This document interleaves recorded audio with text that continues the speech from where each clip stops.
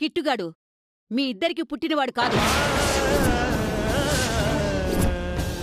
కిట్టుగాడు దరిద్రుడు కాదు. కూటికి గతిలేనివాడు అంతకన్నా కాదు. అసలు వాడు మన మధ్య ఉండాల్సినవాడు కాదు. వాడు కోటీశ్వర్ల బిడ్డ. ఏంటమ్మా నువ్వు అనేది? మీ అమ్మ ఎండనబడి వచ్చింది కదా, పిచ్చెక్కిపోయి నోటుకొచ్చినట్టు మాట్లాడుతుంది సరోజ. ఇంతకాలం మీ దగ్గర కిట్టుకు సంబంధించిన రహస్యం ఒకటి దాచాను. దాని గురించి చెప్తాను, వినండి. రుద్రవరం గవర్నమెంట్ హాస్పిటల్లో కాన్పుకి వెళ్ళినప్పుడు అసలేం జరిగిందంటే, చాలా ప్రయత్నం చేశాను. తల్లిని కాపాడగలిగాను గాని బిడ్డని కాపాడలేకపోయాను. వేదవతి గారని ఎవరో మగబిడ్డకి జన్మనిచ్చారంట కదా. ఆ బిడ్డను నా కూతురి పక్కన పెట్టి, చనిపోయిన బిడ్డను ఆవిడ పక్కన పెట్టు.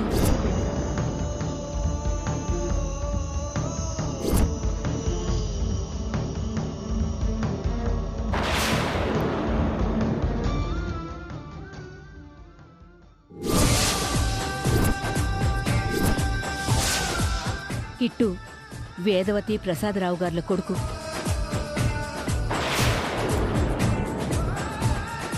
ఎంతో అల్లారు ముద్దుగా పెంచుకున్నాను. కిట్టు నా కొడుకు కాదంటే నేను నమ్మలేకపోతున్నానమ్మా. దేవుడి మీద ప్రమాణం చేసి చెప్తున్నానమ్మా, నేను చెప్పిందంతా నిజమమ్మా. ఇంత పెద్ద నిజం ఎందుకు దాచావత్తా? మీరు బాధపడతారని చెప్పలేదు. ఇప్పుడు తప్పలేదు. ఎందుకంటే కిట్టు కన్నవారి దగ్గరికి చేరాల్సిన సమయం వచ్చేసింది. అంటే నా కొడుకుని నేను వదులుకోవాలా? తప్పదు సరోజ, వాళ్ళింటి నుంచే వస్తున్నాను. రేపు తీసుకొచ్చి అప్పగిస్తానని అందరికీ మాటిచ్చాను. ఖచ్చితంగా తీసుకుని వెళ్ళాలి. మన పరిస్థితి ఎలా ఉన్నా వాడి భవిష్యత్తు అయినా బావుండాలంటే వాణ్ణి అప్పగించక తప్పదు. వాడి కోరికలకు, ఆశలకు ఆ ఇల్లే సరైంది.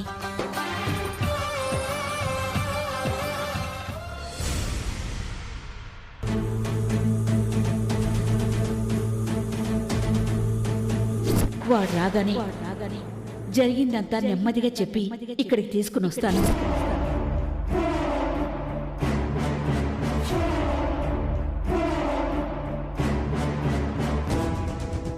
నిహారిక, అర్థమవుతుంది నిహారిక. ఈ క్షణం నువ్వు ఎంతలా స్ట్రగుల్ అవుతున్నావో మాకర్థమవుతోంది. కానీ ఏం చేయగలం? పరిస్థితి పూర్తిగా చేయి దాటిపోయింది. నువ్వు ఎన్ని అడ్డుపుల్లలు వేసినా అవని మాత్రం అలెగ్జాండర్లా దండయాత్రలు చేసి చేసి మరీ గెలిచింది. అవనిని మనం పోలీస్ ఆఫీసర్లా ఇన్వెస్టిగేషన్కి బయలుదేరుతున్నావు, నీ వల్ల ఒరిగేదేమీ ఉండదని చాలాసార్లు హేళన చేసి మాట్లాడాము. చివరికి అవని గెలిచింది. మీరు నన్ను ఓదార్చడానికొచ్చారా? ఆ అవనిని పొగడడానికొచ్చారా? అవని నా తమ్ముణ్ణి కనిపెట్టినందుకు ఆనందంతో అవనిని అభినందించాలో, నీకు శ్రీకర్ దక్కకుండా పోయినందుకు బాధతో నిన్ను ఓదార్చాలో అర్థం కావట్లేదు.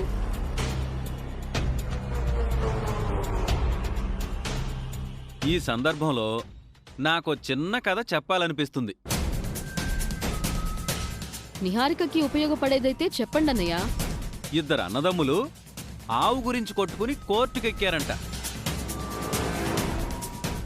ఆవు కొమ్ముల్ని ఒకడు పట్టుకుంటే ఆవు తోకని మరొకడు పట్టుకున్నాడంట.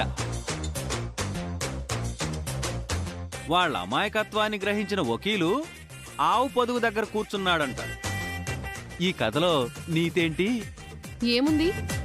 కొమ్ములు తోక అన్నదమ్ములు దక్కించుకుంటే వకీలు పాల వ్యాపారం చేసి సంపాదించుకున్నాడు అని అర్థం. అది ఆ విధంగా కుటుంబ సభ్యులమైన మాగ్గాని, కుటుంబంలోకి రావాలనుకున్న నీగ్గాని ఉపయోగం జరగకుండా మధ్యలో అవనికి మేలు జరుగుతుంది.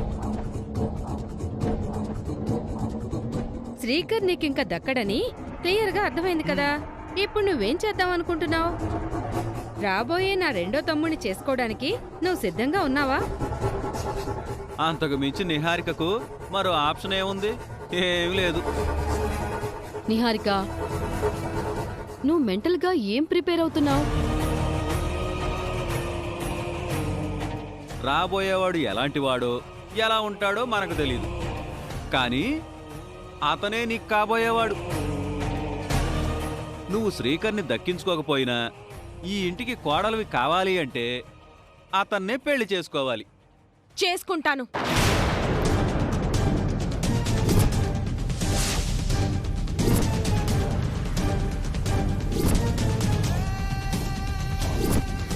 నువ్వొప్పుకున్నావంటే దాని వెనక ఏదో కారణం ఉండే ఉంటుంది. మీరన్నట్టు నాకు మరో చాయిస్ కానీ మరో దారి కానీ లేదు. శ్రీకర్ని దక్కించుకోవడానికి అన్ని అడ్డదారుల్లోనూ వెళ్ళాను. అయినా సరే ఆ అవ్వని ముందు నెగ్గలేకపోయాను. ఇప్పుడు తగ్గక తప్పదు.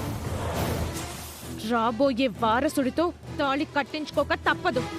నువ్వు తాళి కట్టించుకున్న తర్వాత నా అసలు గేమ్ మొదలవుతుంది నిహారిక. అత్త కొడుకు ఖచ్చితంగా మంచోడై ఉంటాడు. తనతో నిహారిక గురించి అన్ని విషయాలు చెప్పేసి నిహారికను కంట్రోల్లో పెడతాను. వచ్చేవాడితో నేను తాళి కట్టించుకున్న తర్వాత కోడలి పోస్ట్ వస్తుంది. ఆ పోస్టును ఉపయోగించుకొని వేదవతి గారి స్థానాన్ని ఆక్రమించుకుంటాను. ఆచారాలను అధికారాలను సొంతం చేసుకుంటాను. కీర్తిని కిరీటాన్ని దక్కించుకుంటాను.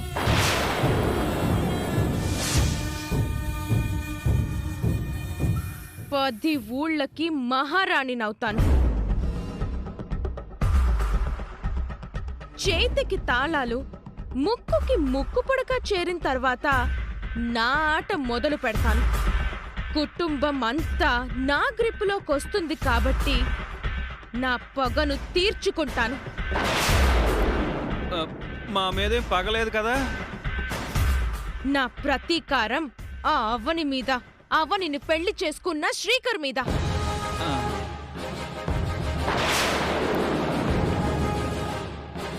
నన్ను ఎంత బాధ పెట్టారో, ఎంత కష్టపెట్టారో దానికి డబుల్ టార్చర్ చూపిస్తాను. నేను అనుకున్నవన్నీ జరగాలంటే వచ్చేవాడు ఎలాంటి వాడైనా ఎలా ఉన్నా నేనతన్ని పెళ్లి చేసుకోక తప్పదు. అందుకే కామ్గా ఉన్నాను. ఎలా ఉంది నా ఆలోచన? నువ్వు మా అందరికంటే బాగా ముదురువి. నీ ఆలోచనల గురించి ఆలోచించాల్సిన అవసరమే లేదు. అవనికి పెత్తనం ఆధిపత్యం వెళ్ళకూడదు. అందుకు నువ్వు ఏమైనా చెయ్యి, మేమంతా నీకు సపోర్టుగా ఉంటాం.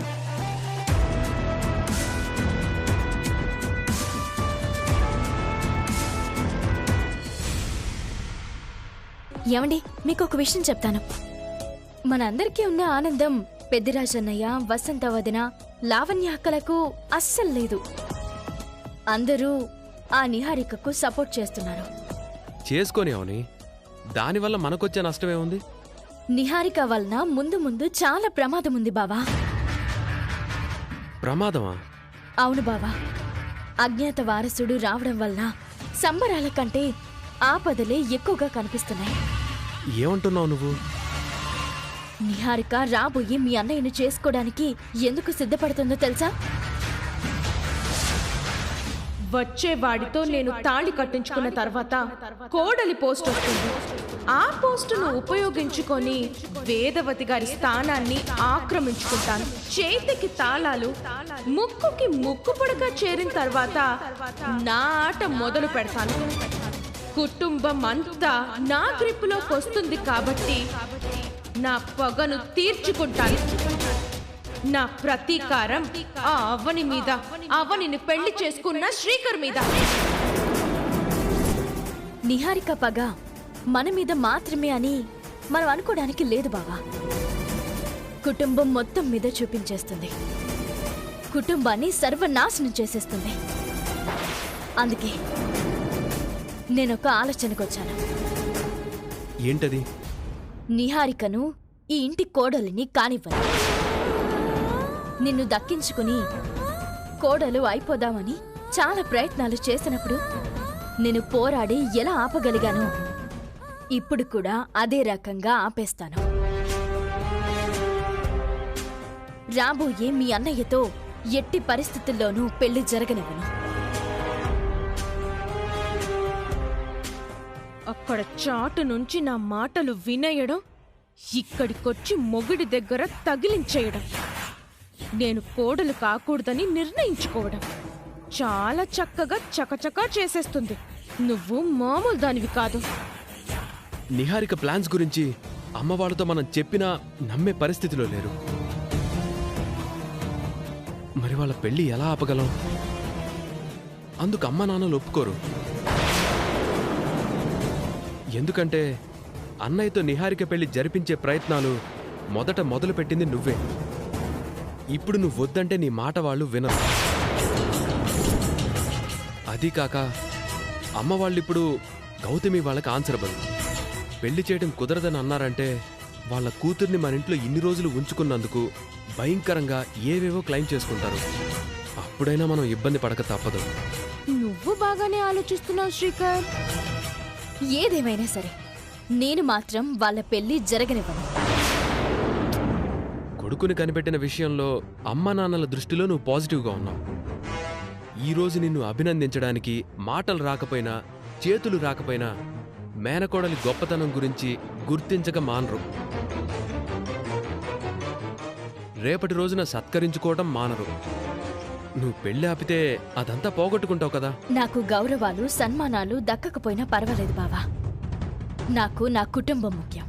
అందుకోసం నేనేమైనా చేస్తాను. అవమానాలు ఎదుర్కోవడానికైనా నిందలు పడ్డానికైనా నేను సిద్ధమే. వేదవతి కుటుంబం అంటే జనాలందరూ అదేదో దేవాలయమని అభిప్రాయపడుతున్నారు. అదెప్పటికీ మారిపోకూడదు. నిహారిక లాంటి చీడ పురుగులు మన ఇంట్లో కోడలి స్థానంలో ఉండకూడదు. నిహారిక పెళ్లి మీ అన్నయ్యతో జరగనివ్వను. నిహారికకు కోడలి స్థానం దక్కనివ్వను.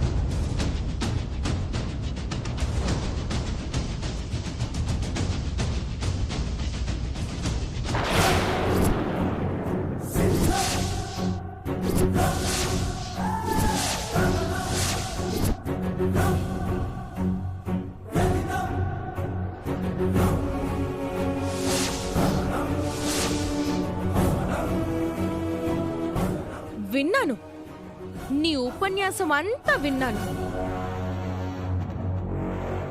నువ్వేమో గోడ కొట్టిన సున్నంలా ఈ ఇంట్లో అతుక్కుపోయి నన్ను మాత్రం చెత్తను బయటకు విసిరేసినట్టు విసిరేద్దామని అనుకుంటున్నావా?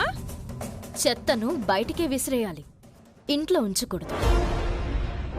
ఎందుకంటే నిజం వీధి దాటేలోపు చెడు సముద్రాలు దాటేస్తుంది అన్నట్టు నీ గుణాలు ఇంట్లో కొందరి మనసులను మరింతగా మార్చేస్తున్నాయి. అది కుటుంబానికి చాలా ప్రమాదం.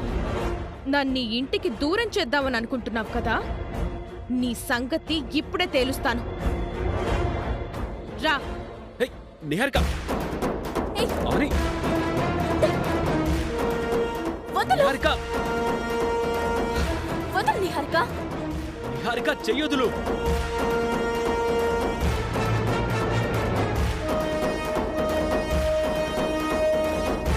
వదలు! నిహారిక, వదులు! అవని! అవని!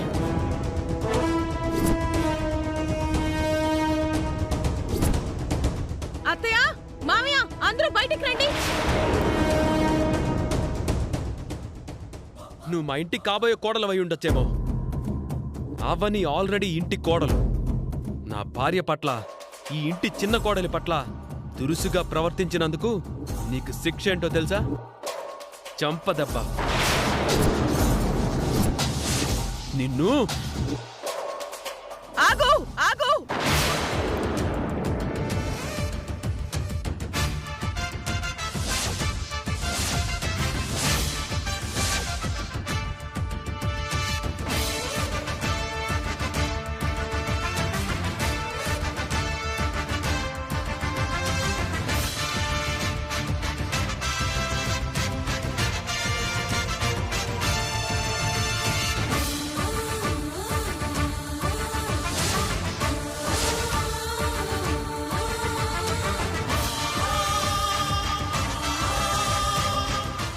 నా ఇంటికి కాబోయే కోడలి మీద చెయ్యెత్తే అధికారం నీకెవరిచ్చారు?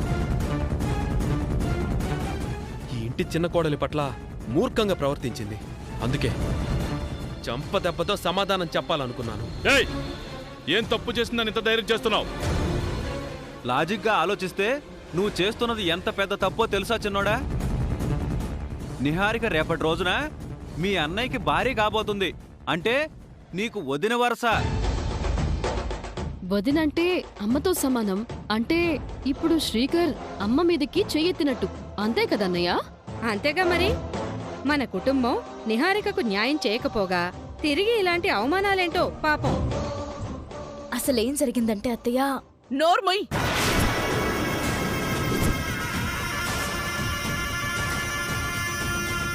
ఏం జరిగిందో నువ్వు చెప్పమ్మా. అవన్నీ డబుల్ గేమ్ ఆడుతుంది అత్తయ్య గారు.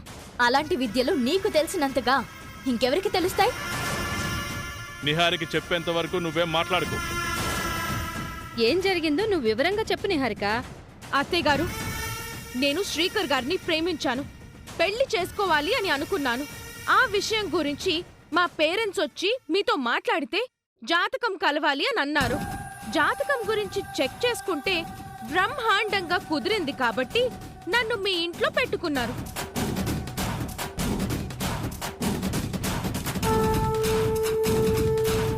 మీ పరువు, మీ కుటుంబ గౌరవం నిలబడతాయని అనుకున్నారు.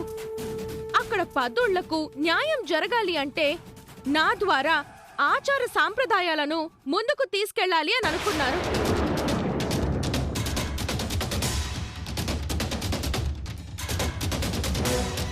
పెళ్లి జరగాలని మీరు ఎంత ప్రయత్నం చేశారో అందరికీ తెలుసు. నేనెంత ప్రయత్నం చేశానో మీకు తెలుసు. చివరికి శ్రీకర్ గారితో పెళ్లి కుదరకపోయినా రేపు రాబోయే కొడుకుతో తాళి కట్టించుకోవడానికి కూడా సిద్ధపడ్డాను. అతను ఎలాంటివాడో, ఎలా ఉంటాడో ఏమీ తెలియకపోయినా మీ మాటని గౌరవించి ఒప్పుకున్నాను.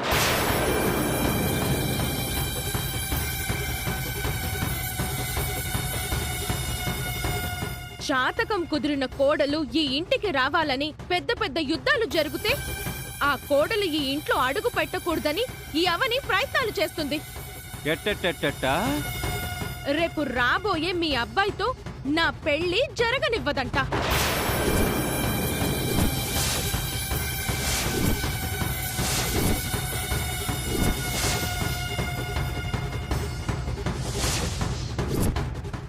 ఎలాగైనా మా పెళ్లి ఆపేస్తుందంట.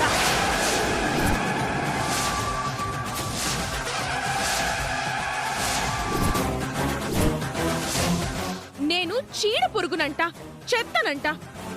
నన్ను ఎలాగైనా ఈ ఇంటి నుంచి బయట గెంటేస్తుందంట.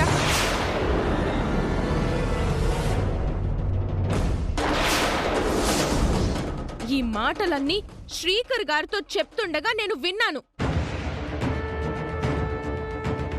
ఎంత దుర్మార్గమిది! అంటే నిహారిక మీద వ్యక్తిగతమైన పగను పెంచుకొని కక్ష సాధించే ప్రయత్నం చేస్తోందన్నమాట. అంతేగా మరి. నిహారిక మంచిది కాబట్టి రాబోయే నా తమ్ముడు మంచోడో కాడో, రూపవంతుడో కాదో ఏది తెలియకపోయినా పెళ్లి కొప్పుకుంది. మరొకరైతే వచ్చాక చూశాక నచ్చితే చేసుకుంటామని అంటారు.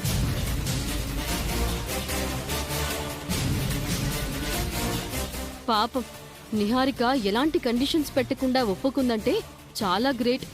నిహారిక పెళ్లిని ఎందుకు చెడగొట్టాలి అనుకుంటున్నావు అవని? తప్పు కదా. జాతకం కలవని నువ్వు కోడలివైతే తప్పులేదు, కాని జాతకం కలిసిన నిహారిక కోడలైతే నీకేంటి ప్రాబ్లం?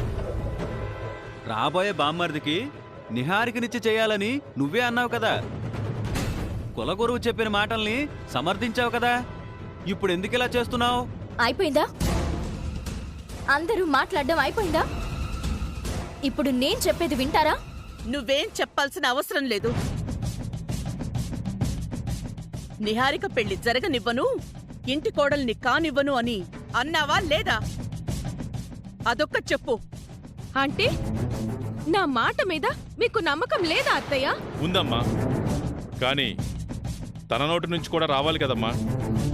తప్పు చేసిన వారు తమ తప్పును ఒప్పుకుంటేనే కదా ఎలాంటి శిక్షను విధించాలో మనకు తెలిసేది. అన్నావా లేదా?